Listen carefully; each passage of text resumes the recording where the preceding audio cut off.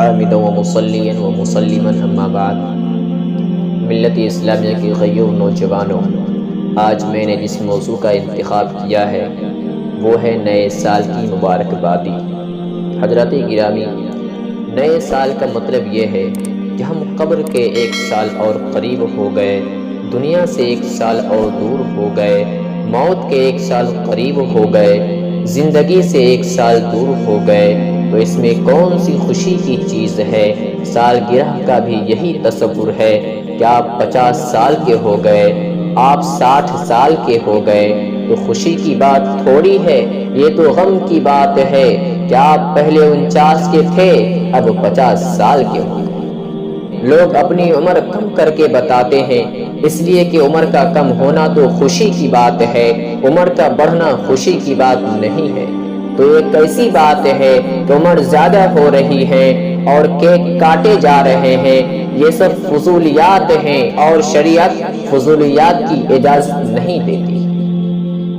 نئے سال کی ابتدا پر لوگ ایک دوسرے کو مبارکباد دیتے ہیں، یہ طریقہ غیر مسلموں کا ہے، اسلام کا نہیں۔ اگر نئے سال پر مبارکباد دینی شریعت میں ہوتی تو ہجری سن کی آغاز پر ہوتی، اور تعجب یہ ہے کہ جس حد تک اس عیسوی سن کو عام کیا جاتا ہے، اس حد تک سن ہجری کو مسلمان روایت دینے کے لیے تیار نہیں ہوتے، جبکہ سن ہجری کی بنیاد سیدنا فاروق اعظم رضی اللہ تعالی عنہ نے کی ہے، لہذا سن ہجری کو یاد رکھنا صحابہ کرام رضی اللہ تعالی عنہم سے محبت کی علامت ہے۔ اس لیے جہاں جنوری، فروری ان ماہ کو یاد رکھتے ہیں، وہاں محرم، صفر کو بھی یاد رکھنا چاہیے۔ بعض شریعت کے مسائل ایسے ہیں، مثلا اگر طلاق ہو جائے تو عدت کا مسئلہ ہے، رمضان المبارک کے چاند، رمضان کی گنتی کا مسئلہ ہے، عید الفطر کا مسئلہ ہے، اسی طرح حج کے ایام کا مسئلہ ہے، عید الاضحیٰ کا مسئلہ ہے، سال بھر جو زکوٰۃ کے لیے دنوں کی گنتی ہوتی ہے وہ مسئلہ ہے، اس میں ہجری سن چلے گا، عیسوی سن نہیں چلتا۔ اس لیے جنوری سے زیادہ بحیثیت مسلمان ہونے کے ہمیں محرم و صفر کو یاد رکھنا چاہیے۔ آج نئے سال کے بہانے طرح طرح کے خرافات کیے جا رہے ہیں۔ نئے سال کے موقع پر نوجوان لڑکے اور نوجوان لڑکیاں ایک دوسرے کو بے تکلف مبارکبادیاں پیش کر رہے ہیں۔